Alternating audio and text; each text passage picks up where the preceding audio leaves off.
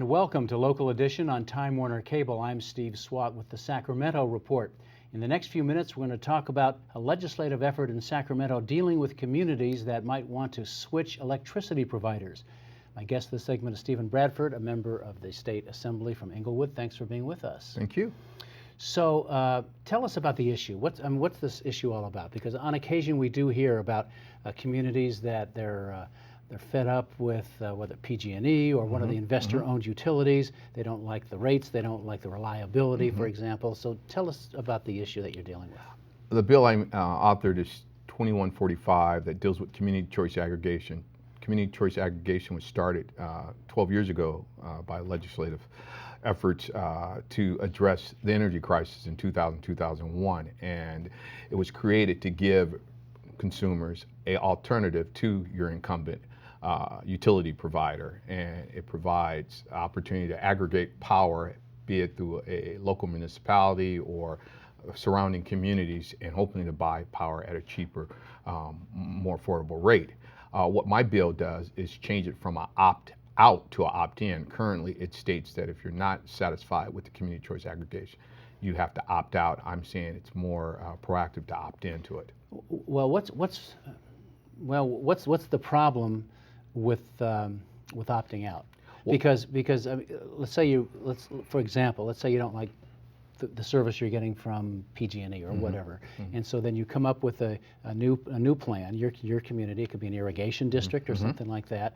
I mean, the Board of Supervisors vote for it, and so there it is. And so why do you want to force people to require folks to opt out of it instead of it basically by default? Because the way it's designed now, it's similar to what we had with the telephone industry a number of years ago with slamming and cramming, where your cell phone provider would sell your contract unbeknownst to you, forcing you with another provider, and not tell the consumer first. All we're saying is buyer beware, educate the consumer as to what it is that you're creating, and give them the opportunity to state in the affirmative that they want to be a part of it, versus creating it and then saying, are you aware of it, you have a problem, and then opt out. I know there have been a lot of surveys indicating that people really aren't that much aware of their electricity provider and where it comes from and things like that.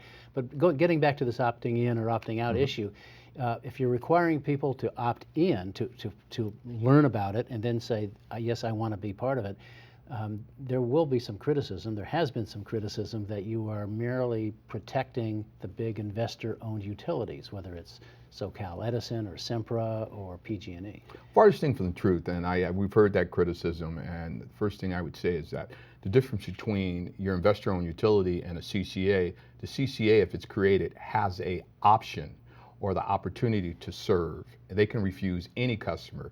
Your incumbent utility, they have an obligation to serve through legislative statute that was created over 100 years ago and regulated by the PUC. They can't turn away a single customer. So everyone says they have a monopoly. It's only because statute states they have to serve those folks in that community. With a community choice aggregation, they can say no to anybody they want. All we're saying is educate the consumer ahead of time and let them make that decision. How difficult will that be to educate the consumer, because so many people just don't pay attention to this? And that's what we're seeing about the current opt-out provision, because a lot of folks, you get a postcard in the mail saying you're now part of this entity. It doesn't require you to do anything unless you want to opt out. The average person is going to round file it and not respond. So you're capturing people unbeknownst to them. All right, well, we're out of time for this segment, but Assemblyman Bradford, thanks for coming by and talking about this interesting piece of legislation. I know it's out of the Assembly, pending in the Senate. We'll watch its progress moving forward. Thanks for being here. And thanks to our viewers also for watching Local Edition on Time Warner Cable. A reminder, you can see this and other interviews on YouTube, also on My Government On Demand. Have a great day.